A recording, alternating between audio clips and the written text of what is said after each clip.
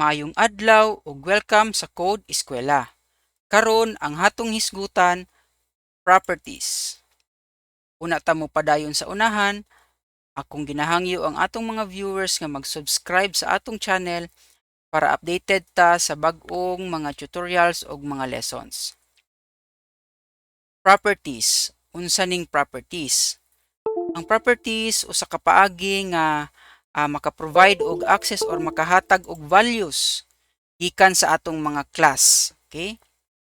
So, mura ni siya mga public fields pero mas daghan ang mga logic nga pwede na to ibutang.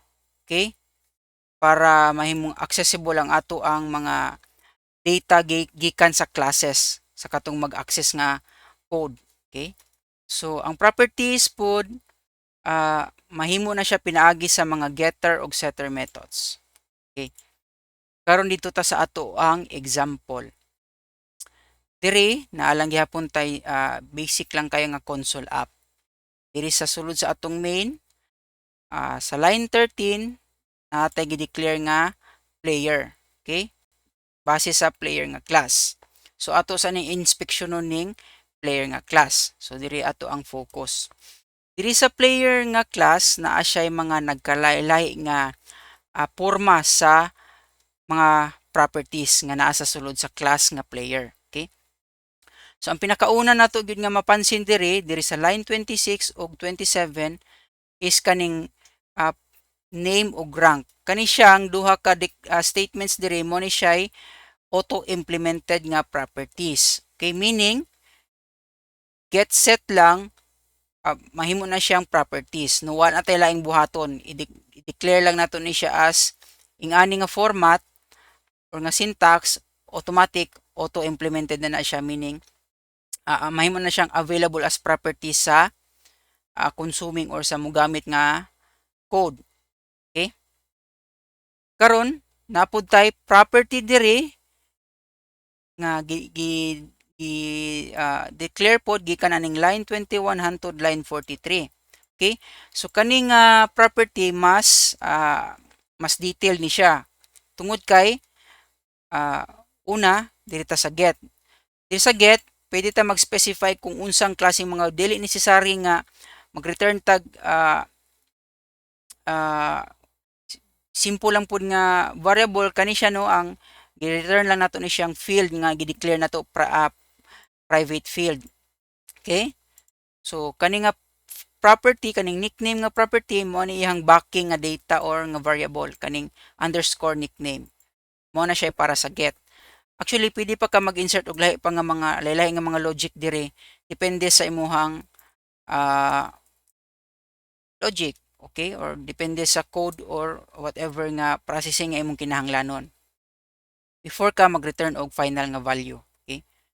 Diri sa set nga block nga section, natay gi butang diri nga validation or guards. So mo ni siya nakanindot kay sa property pwede man ka makabutang og mga additional logic nga pwede nimong gamiton nga makontrol nimo kung unsang mga klase sa value ang imong pwede nga dawaton or pwede nga i-return or ihatag sa nagtawag sa imuhang property. Okay?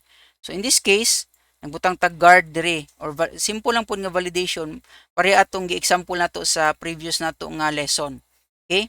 Sa katong fields. So related to siya ani. So mo na siya.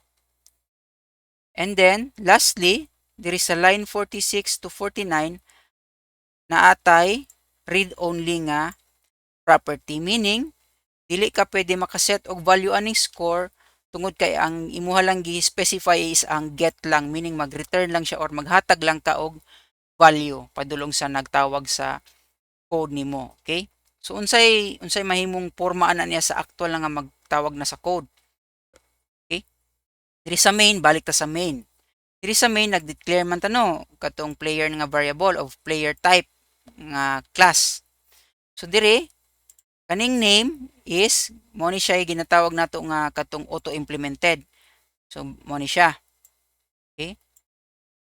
And then kaning nickname Mao ni siya ang kadtong property nato nga naay gibutangan nato og logic or validation sa iyahang pag-set sa value.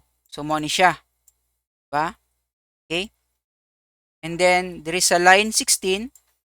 Of course, nag-assign po tag value sa rank nga property, kaning rank auto-implemented yapon. Okay?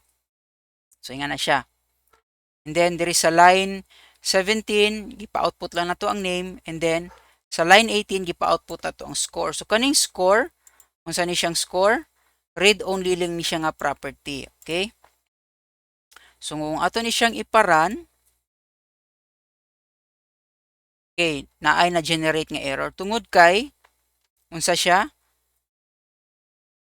Tungod ani nga validation or guard. Meaning ang gi-assign nato nga value or pa-assignan pa nato nga value is sobra ang number of characters, meaning 24. Ngano man tungod ani nga line. So nag-assign ta diri babayeg na daghan kayong letters or additional nga characters, meaning nanubra siya. So limited lang. So natay gibutang nga validation. So ato siyang i-continue, no?